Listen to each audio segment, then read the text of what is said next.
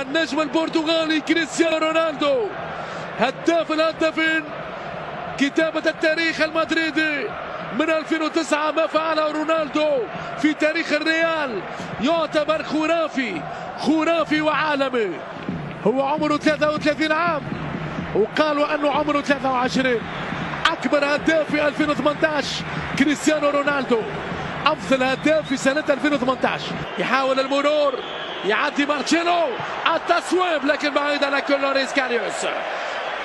محاولة هجومية ملكية بأقدام برازيلية لمارتشيلو، والكرة رونالدو أرادها في التسعين. كريستيانو العجيب، رونالدو الموهبة، يعدي. لا، راية لكريم بنزيما. كريم يوزع، يا ناتشو على الطاير يا حبيبي، كاد أن يكون غدار. التصويب، غدار الفرنسي كريم والكرة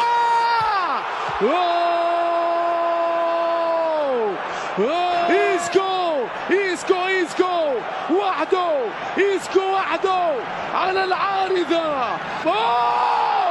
جول!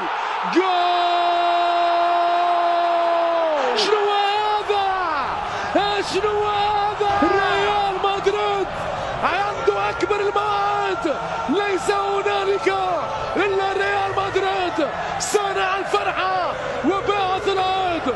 كريم بنزيما الداهية، شوف يا حبيبي، شوف غلطة بدائية ألمانية.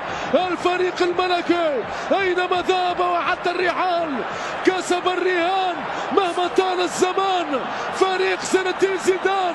ناتشو يوزع والتصويب من لوريس كاريوس ينقذ الكرة. كل لاعبي ليفربول في التوجهات الدفاعية.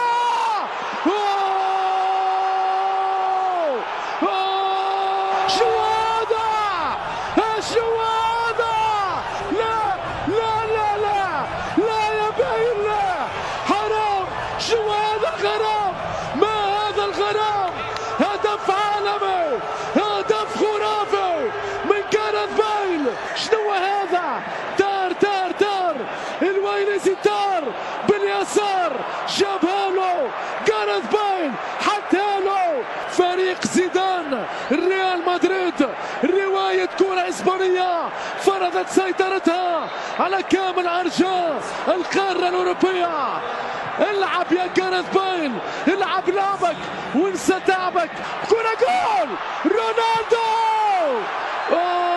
روبرتسون يحرم رونالدو من 5 أهداف النهائية. بيل! شنو هذا؟ باي ليفربول. ريال مدريد بجاريث بيل ينهي المباراة النهائية. الخرافي جاريث بيل يسعد الجماهير الملكية في ليلة عالمية، في ليلة خرافية.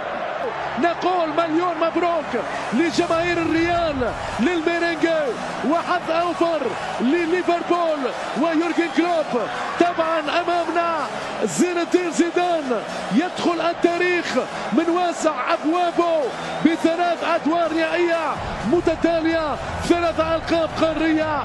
لوريس كاريوس لن ينام طيلة هذا الأسبوع.